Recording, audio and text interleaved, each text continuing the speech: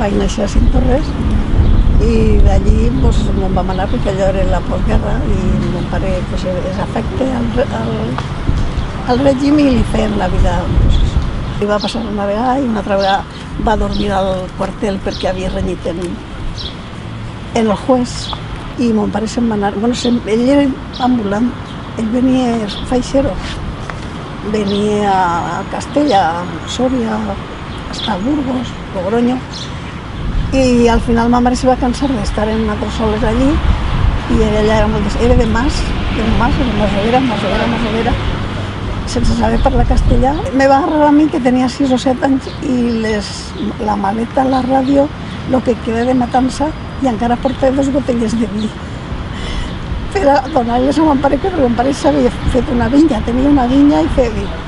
I aquest viatge va ser, jo me recordo perfectament, i era molt menuda, perquè va ser molt d'ara dels emigrants, exactament igual.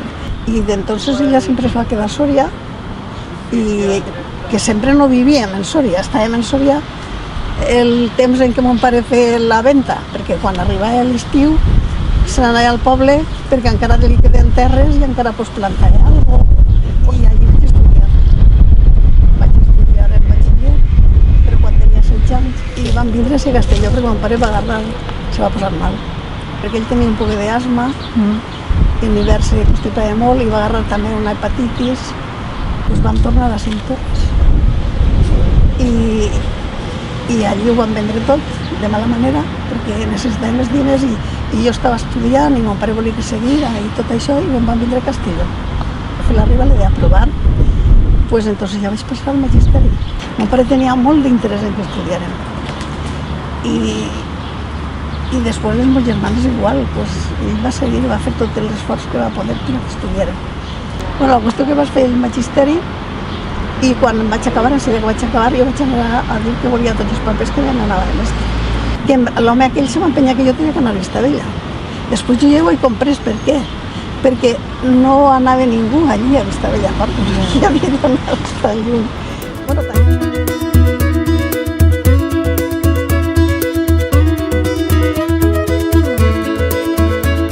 Jo vaig conèixer un munt de mestres, hi havia una mestra de Torreblanca, vaig estar molts anys en ella, que era més major que jo. Sí, Consuelo de Toret, que era molt maja, i Justo Forner, pues de tot això. L'escola meva estava enmig de la dels xics i la de les xiques, i era de xiquets i xiquetes, sí, molt bé.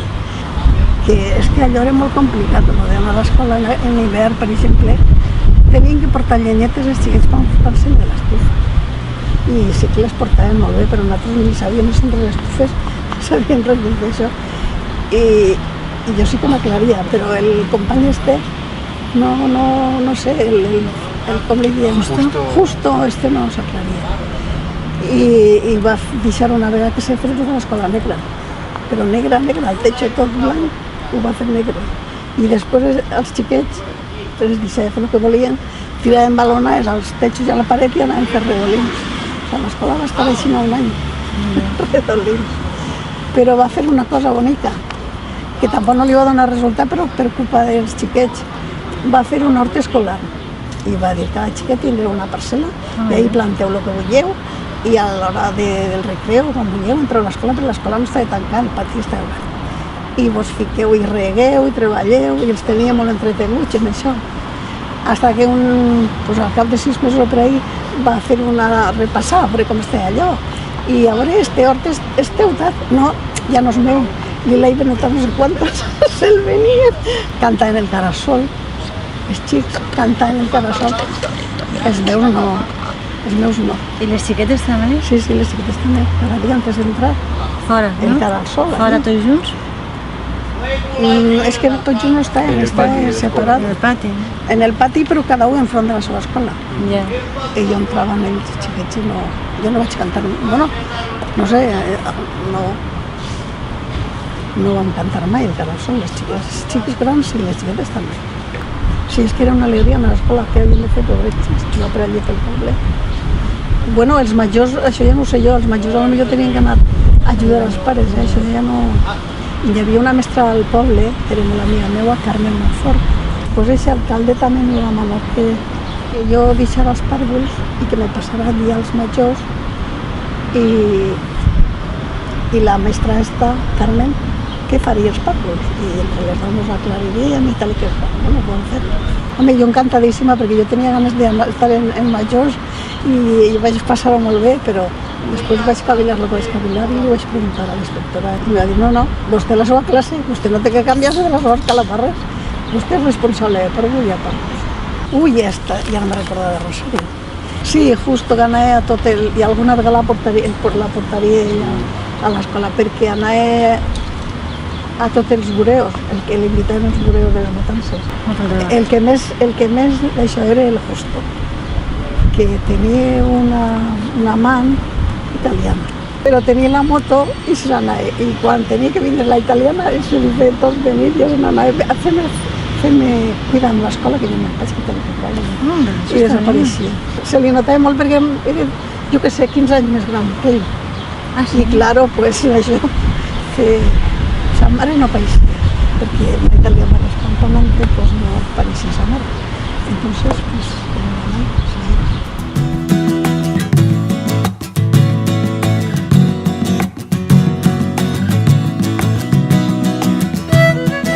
al poble, sí. Ma mare.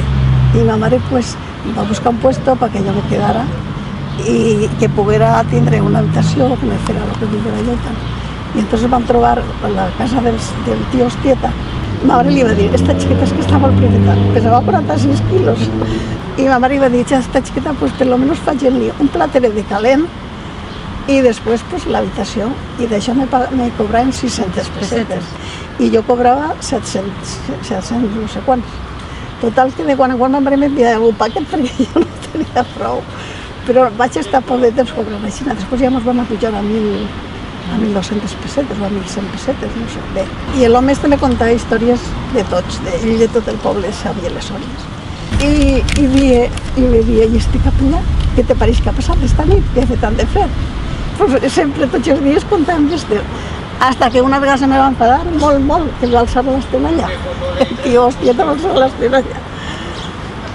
Perquè era lo de la lluna, que havien anat els americans a la lluna.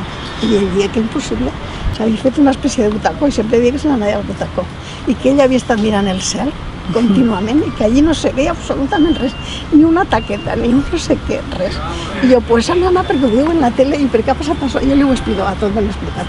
I ell al final se va apartar, va alçar l'estenalla i va dir, no me tornes a dir que això tot són mentides. Jo ja, pues ja no li vaig dir més. Se notava algo, però no dia ningú res. Inclús l'home este, que no ho hauré pogut contar, el tio Ostieta. No, mai m'he contat, solo me va parlar de l'alcalde en aquest moment. Van haver una neva molt gran i faltaven 10 dies per Nadal i l'alcalde els va dir, a mi no m'ho va dir, els va dir als mestres, a l'escola dels xics, a l'escola de les xiques, a la mestra i al mestre, es va dir que s'anirien 8 dies antes, perquè era un perill que les teulades podien tal. I jo me'n vaig anar de seguida allà, i jo per què no? A casa de l'alcalde, vaig anar allí, estava rabiosa, estava molt rabiosa, perquè a mi no m'havia dit res. Tenia en contra meva i tal i que qual, i ell no hi havia manera més que de dir-me que ell era l'alcalde i fer el que volia. I jo li vaig dir, jo que sé, dictador, franquista, algo li vaig dir en figures, perquè jo me vaig enfadar molt. I entonces va baixar la dona de dalt, que estava al piso de dalt, va baixar i va dir, vostè al home ja no l'insulte més. Vaig a a casa, que ja tindrà notícies. I les notícies van ser que me van cridar l'ací de Castelló perquè baixarà a la inspecció. I vaig baixar. No, però jo contenta que baixava, saps? Perquè no a Castelló. I vaig baixar i la inspectora me va sentar allí y me dijo, pero usted, ¿por qué ha hecho este desacato a la autoridad? Usted no sabe qué ha hecho. Usted tiene ya un borrón aquí, una mancha en su expediente para siempre. Les oposicions les havia aprovat. Pot ser que d'això me vas lliurar, perquè les havia fetes antes. Era el capellà, no el cap.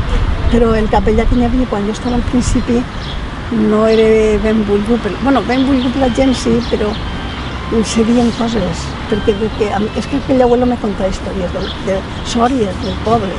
perquè quan vaig tornar i vaig vindre a Xina, quan vaig vindre de l'alcalde, ell me va dir, però com t'has atrevit si este home encara té la pistola de la guerra? Com t'has atrevit? I hi havia polèmica perquè deien que este capellà com és capellà de tant. I l'home este me deia, ui, ara quan el capellà crida a totes les masoveries jovenites i es fa pujar les escales a que limpien el sang. I ell estava mirant les coses d'estes. No vaig allí, tu no vaig a res, perquè llavors te se pelaran els genolls de tant de rato que te faràs estar al confessionari. A les hores enseguida del despatx. ¿Y no te confesabas tú allí? Jo no. ¿Y no te Jo diuen no. res? ¿No te diuen res? A mi el capellà no me va dir mai res. Jo no va a missa els diumenges dels xiquets.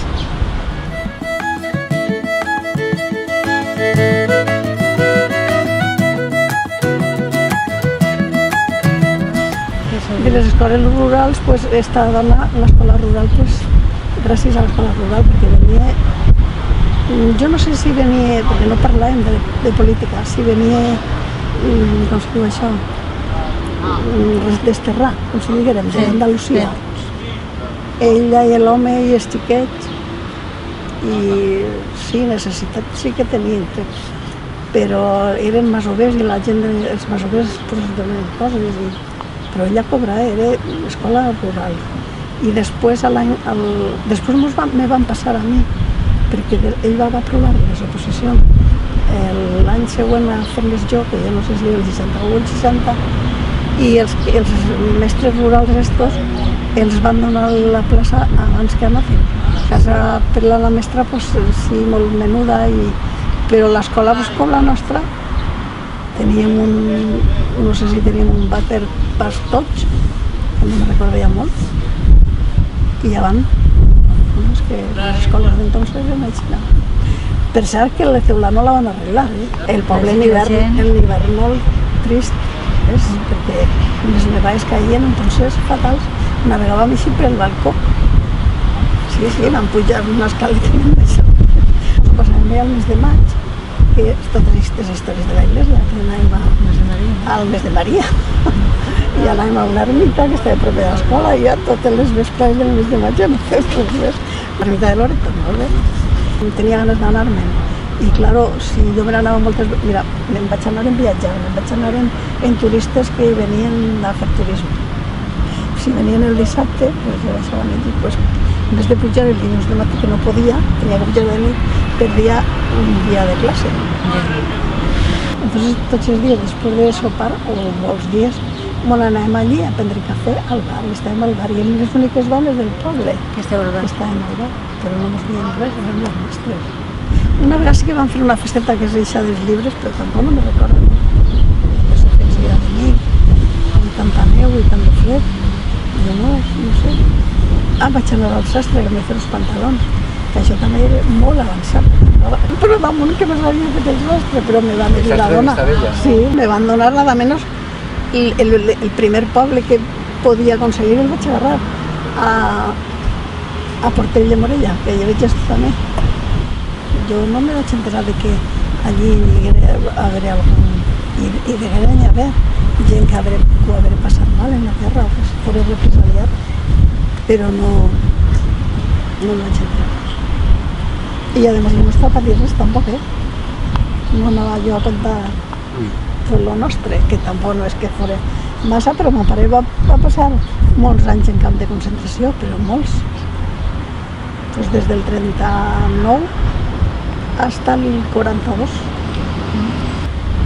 Pues no sé, o sea, roí no, però alegre i tal i així no tampoc, perquè no sé, no vaig tindre cap